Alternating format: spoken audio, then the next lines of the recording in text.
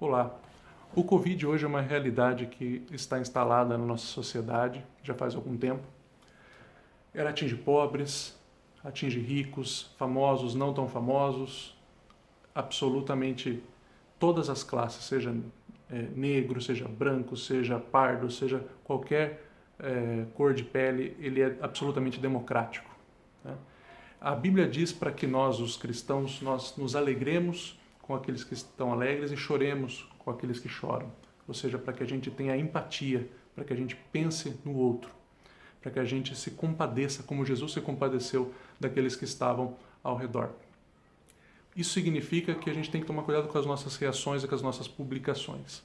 Para alguns, esse vírus vai ser absolutamente assintomático, não vai ter nenhuma consequência. Para alguns vai ser uma gripe mais fraca ou mais forte, mas para muita gente isso não está sendo tão simples, não está sendo uma luta fácil.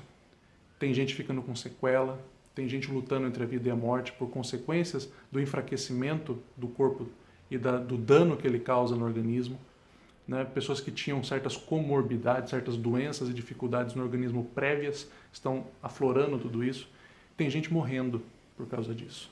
Então, chorar com os que choram significa a gente também se compadecer e não diminuir de forma alguma, dizendo que é uma simples gripe, que isso não é tão grave assim, que tem algo que as pessoas estão mentindo, as autoridades estão inventando coisas. Tem gente sofrendo e essas pessoas não estão nem aí se o vírus veio do país A ou B ou se vai ter uma consequência política da teoria A ou B. As pessoas querem o seu parente curado, querem suas pessoas queridas recuperadas. Muitas já não têm essa opção.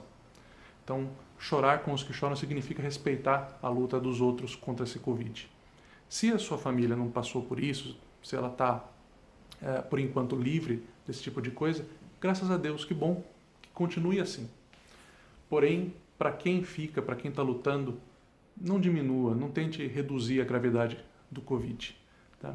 A Bíblia também nos adverte que a nossa liberdade individual ela não é absoluta. Ela termina onde começa o bem do próximo. O bem do próximo vem antes da nossa liberdade absoluta. Não vale tudo pelo que eu posso fazer, e sim pelo que eu posso fazer pelo outro. Isso é o reino, e parte disso é o reino de Deus. O reino de Deus é muito maior, mas envolve esse tipo de coisa.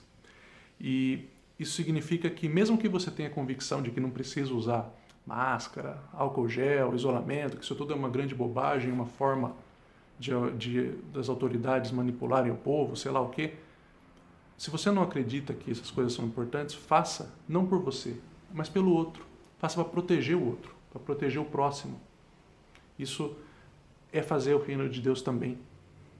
Então, por amor ao outro e principalmente por saber que nem todo mundo tem dinheiro e plano de saúde suficientemente bons para não cair no sistema público de saúde que está sobrecarregado, que ainda não tem vacina para isso, independente de você ser rico ou pobre, que para muita gente continuar trabalhando significa continuar exposto ao grande público, comércio, como farmácia, mercados, padarias, coisas que precisam, todo mundo precisa e que muita gente que menospreza essa Covid pede pelos aplicativos para ser entregue no conforto da sua casa, mas não lembra que para que esses itens estejam disponíveis para serem coletados pelo motoboy, alguém teve que se arriscar, alguém teve que estar lá na frente, né?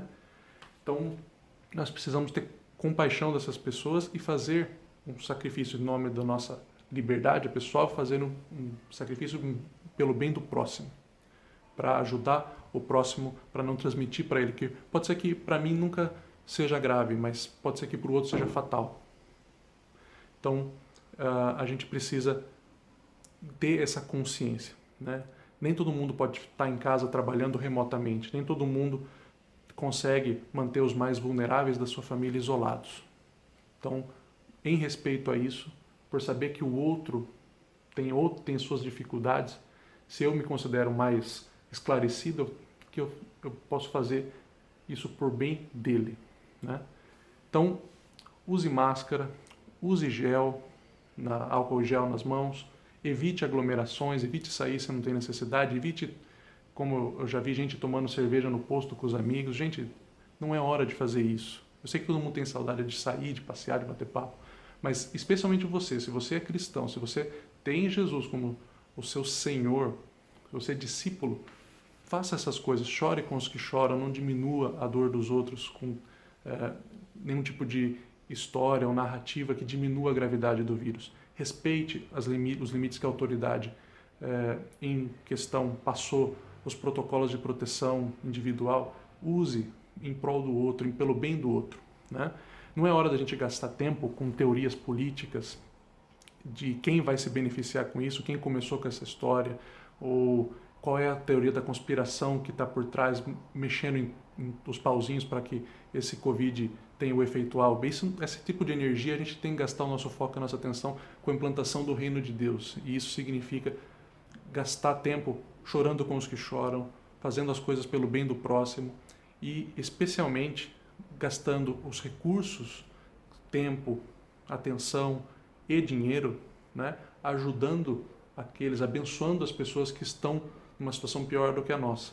Se você conhece alguém que está passando dificuldades por causa do Covid, deixou de trabalhar, deixou de receber, ou então não tem dinheiro para comprar um determinado remédio, preste atenção. Você que é servo de Deus, preste atenção, olhe ao redor. As bênçãos vieram para você para que você, não para parar em você como uma represa, mas para fluir como um rio e abençoar outras pessoas. Eu tenho certeza de que Deus se alegra e abençoa mais aqueles que Ele sabe que vai fluir, dele vai fluir, não vai represar, né? Então, ficar gastando tempo com um monte de teoria conspiratória só faz mal para o reino de Deus, porque traz um péssimo testemunho. Aqueles que estão fazendo isso estão fazendo com que as pessoas enxerguem nós cristãos como pessoas alienadas que não conseguem sequer prestar atenção no que está acontecendo. Nós prestamos e nós temos um compromisso perante Deus e perante a sociedade. Então, acima de tudo, ore, gaste esse tempo que você está lendo bobagem na internet, gaste esse tempo para orar pelas pessoas que estão sofrendo, orar por aqueles que estão na linha de frente, como médicos, enfermeiros, farmacêuticos, as pessoas que estão, os caminhoneiros que estão levando os insumos para cima e para baixo e não pararam por causa do Covid, e pessoas cujo emprego significa contato com o público, né? Busque ser um agente do reino de Deus, busque contribuir com aqueles que não têm sustento, obedeça às autoridades, isso está lá em Romanos 13, leia Romanos 13, obedeça às autoridades e os protocolos de segurança, não, se não por você, pelo outro, e dê bom testemunho. Vamos passar por isso e com certeza, com a ação da igreja no reino de Deus, o reino de Deus sendo implantado em pequenos focos através da ação da igreja, daqueles que realmente seguem a Jesus em espírito e em verdade, essa situação vai ficar um pouco menos ruim. A gente vai passar por isso. E que você, sendo cristão, não torne as coisas piores, não minimize. Pelo contrário, ajude, se disponha, se predisponha, incentive as coisas que levem ao bem do próximo e tenha compaixão. Não gaste tempo com bobagem, não gaste tempo com teorias de quem está inventando se esse vírus foi criado, se não foi, se está sendo usado para controlar, para aumentar. Esse não é o nosso foco é o reino de Deus. O reino de Deus não tem nada a ver com isso aqui. Ele tem a ver com pensar no outro, fazer aquilo que Jesus faria. Em nossos passos aqui, calçando o nosso sapato, né? Nosso tênis, a nossa sandália, o que Jesus faria no meio da Covid? Né? O que Ele pediria para a gente? Então, tenha consciência e vamos seguir a Jesus, vamos implantar o reino, vamos trabalhar pelo que importa. Fique seguro, fique em casa se possível e, se puder, ore, interceda, ajude, abençoe. Falou? Um abraço e até a próxima.